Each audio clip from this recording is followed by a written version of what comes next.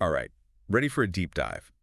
Because today, we're jumping headfirst into the world of psychography. Ooh, this is a good one. Yeah, you guys sent in some seriously intriguing articles about it.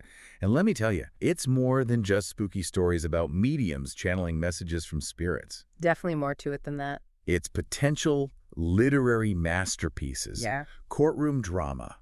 We're even talking scientific studies trying to make sense of it all. A lot to unpack there. It really is. So for those who might be new to this whole thing, how would we even define psychography? Like, what is it at its core? Well, the term itself means writing of the soul, right? So basically, we're talking about mediums who claim to receive messages from spirits, and they're writing these messages down as they're receiving them. So almost like they're taking dictation, but from... From beyond, exactly. Exactly, from the great beyond. So how does that even supposedly work? Are we talking spirits whispering in their ear or like moving their hand directly? What's the deal there? Well, now this is where it gets super interesting. Alan Kardec, who's kind of a big deal in Spiritism, he proposed 3 main ways this is supposed to go down: conscious, semi-mechanical, and mechanical. It's like a spectrum of awareness, if you will. Okay, spectrum of awareness. Walk me through that. So on one end, you've got the conscious type. The medium is totally aware, but they feel like they're just a conduit just transcribing someone else's thoughts, you know? Okay. Then you move into the semi-mechanical, still aware of the process, but this time no control over the information flow. It's like being bombarded with thoughts, and they just have to write them down. Oh, wow. So they're basically a spiritual stenographer at that point. Exactly. You got it. And then at the far end, you have the mechanical type, the most out there version.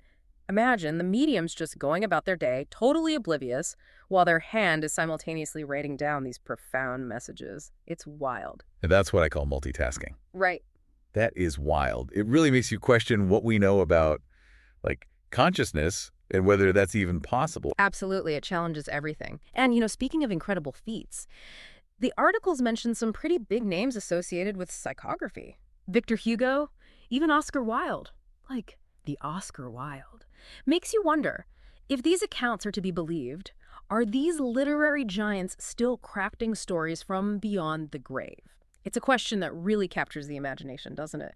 And these aren't just any names. I mean, we're talking about literary giants, influential thinkers, even people like Bezerra de Menezes, a Brazilian physician, highly respected. It really makes you wonder, but let's be real for a second. How much of this, spooky stuff is actually backed up by, well, evidence? What does the scientific community have to say about all this? Yeah, that's always the million-dollar question, isn't it? And, you know, like you'd expect, mainstream science approaches these claims with a healthy dose of skepticism. Rightfully so, I'd say. Oh, absolutely. But that doesn't mean there haven't been any serious attempts to investigate, right? Of course not. There have been some fascinating studies. In fact, the articles you shared highlighted a few that really caught my eye. One in particular involved analyzing the handwriting in letters attributed to, you guessed it, Chico Xavier. Oh, Chico Xavier. He's popping up a lot in these discussions. He's like the poster child for psychography, especially in Brazil.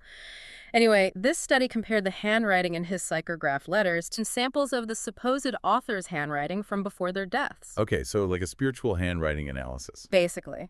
And get this. What did they find? According to the researcher Carlos Augusto Perandrea, there were some compelling similarities. See, now that's interesting, but I can't help but think handwriting analysis isn't exactly the most, what's the word, foolproof method. Like, Yeah.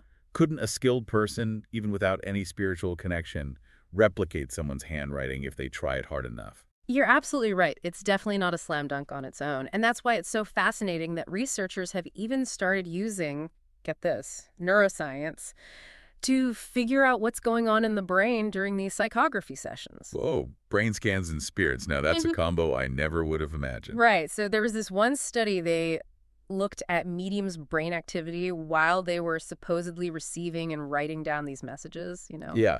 And what'd they find? Were their writing centers all lit up like a Christmas tree or something? Actually, quite the opposite. They saw less activity in the areas of the brain that are usually active during writing, like reasoning and planning, all that. Wait, hold on. Less brain activity, but they're still writing. So basically, writing on autopilot. That's the crazy part. And it gets even weirder. Even though there was less activity, the writing that came out during these sessions, way more complex than their usual stuff, apparently. No way. Less brain power, more complexity. Okay, now I'm really tricked out. So are we talking about evidence of a like a spirit muse here, or what? Did the researchers have any explanations for that? Well, they admitted that the findings definitely seemed to line up with what the mediums were claiming, but they weren't ready to say it was definitive proof or anything. They said more research was needed to, rule out other possibilities, like maybe it's some kind of subconscious thing or even learned abilities that we don't fully understand. Okay, so the jury's still out on that one. But this is more than just a theoretical debate, right? Because I remember reading about Chico Xavier, and he was involved in some pretty serious legal battles over this stuff. Oh, yeah, totally. In Brazil, there was this wild court case with Chico Xavier right in the middle of it, and it all came down to copyright law. Whoa, copyright law.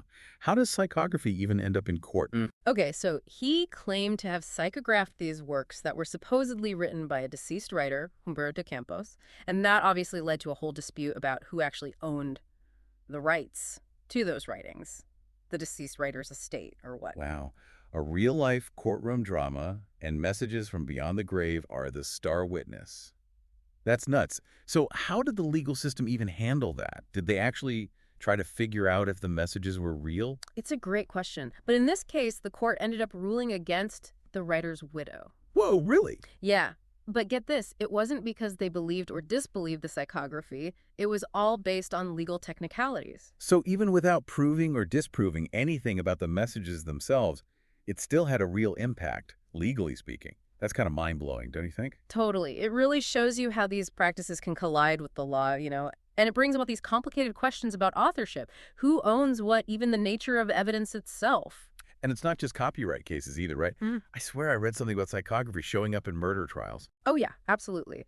There have been a handful of cases, again, in Brazil mostly, where these psychographed messages, supposedly from the victims, were actually used as evidence. Hold up messages from beyond the grave. Yeah. In murder trials. Uh-huh. Okay, now that's straight out of a crime thriller or something. So how did they even present these messages, and did they lead to any convictions? It's fascinating. Usually they were presented alongside other evidence, so it created this kind of interwoven web of traditional investigation methods and these, extraordinary claims. Okay, so a mix of the normal and the paranormal. On the edge of my seat here, what happened? Well, in those specific cases, the trials actually did end up with convictions. Whoa. So did those messages from beyond the grave actually help seal the deal, or were they just like one small piece of a much larger puzzle? It's a tough one to say for sure. I mean, legal cases, they're rarely black and white, are they? True. And they're even more nuanced, right? Yeah. Because you've got the psychograph messages, and yeah, they're part of it, but there's all this other evidence too. Right. So trying to pinpoint how much those messages swayed the jury, almost impossible to say. It really makes you think about the whole justice system, though. Like, Yeah. how much weight do we give to different types of evidence? And then these unconventional things come along and completely challenge the system, It's true. It really throws a wrench in things. I mean, suddenly we're talking about the burden of proof Right. and whether this unusual evidence is even admissible. And then there's the whole issue of interpretation. Oh. Because Yeah. with something like this, it's wide open to, subjectivity, isn't it? Totally. It could really influence a case. And that's a dangerous game to play, especially in a legal setting. It's a fascinating clash, though. It really is. You got the paranormal bumping right up against the legal world, and the implications are huge. No doubt about it. And, I think psychography in general, whatever form it takes, it forces us to confront some really big questions. Yeah. Like what? Well, I mean, it makes us question our understanding of consciousness, for one. Okay, right. And then there's the whole nature of reality itself, Right. And of course, the possibility that we can communicate with, whatever's beyond. It challenges everything we thought we knew. It's like psychography is this giant mirror reflecting our own beliefs and biases right back at us. It really is. It shows us the limits of what we know and maybe even what we think we know. And maybe, just maybe, it hints at a whole lot more out there that we haven't even begun to understand. Exactly. It's this vast, mysterious unknown, and it's calling for us to explore it. But, we've got to do it carefully, be critical. Oh, absolutely. We can't just accept everything at face value. Definitely not. Psychography, it's a wild ride into the unexplained. It's a tug-of-war between belief and skepticism. And sometimes the most compelling questions. They're the ones without answers. Couldn't have said it better myself. A perfect note to end on. It's been a fascinating deep dive. It really has. Yeah. And who knows what other mysteries are out there just waiting for us to uncover them.